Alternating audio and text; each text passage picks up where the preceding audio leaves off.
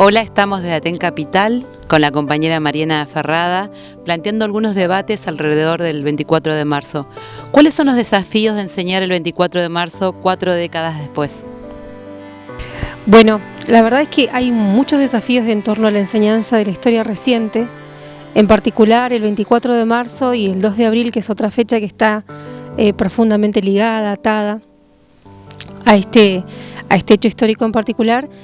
A todos los profesores de historia, a los profesores de ciencias sociales, pero a todos los docentes en general nos representan unos desafíos muy interesantes. Por un lado didácticos, sin lugar a duda, y por otro lado son desafíos en torno a las cuestiones ética-políticas de por qué decidimos los docentes enseñar lo que enseñamos y de qué manera lo hacemos, ¿no?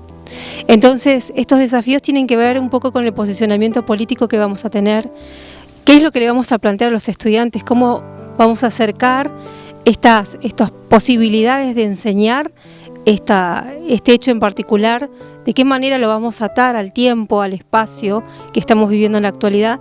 Y fundamentalmente, cuando hablaba de que nos plantean desafíos didácticos, estamos hablando que nos presentan desafíos en torno a, bueno, cómo vamos a plantear la enseñanza de la historia, en términos que la historia no es la enseñanza del pasado, sino que la historia es la enseñanza del presente, pero que recurrimos a los hechos del pasado para poder explicarlos, ¿no?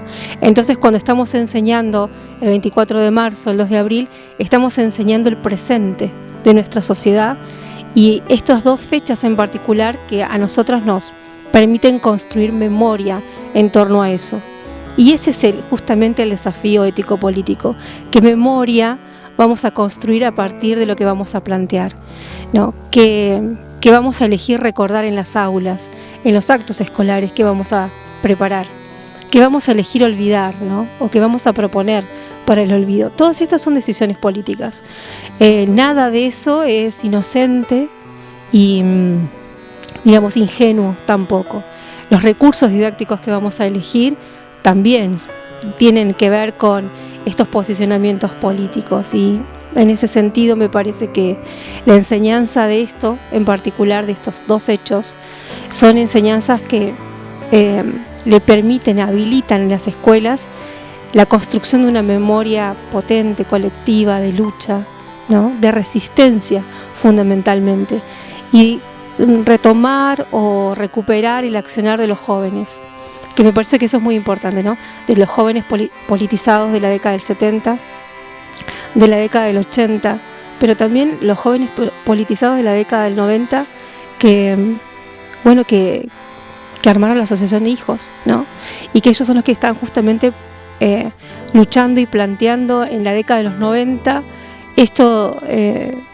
la oposición a las leyes del olvido, que son las leyes de la amnistía, del punto final y de los indultos de la década del 90. Entonces, nosotros vemos que en realidad cuando todos los años en los medios de comunicación vemos esto de, que elijamos recordar otra historia, ¿no? El otro lado de la historia. Y en realidad no hay otro lado de la historia.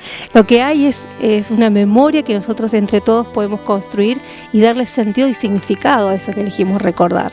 Y esto me parece que es lo más importante, lo más potente y lo más interesante de la enseñanza, y plantea un desafío sin duda de posicionamiento político.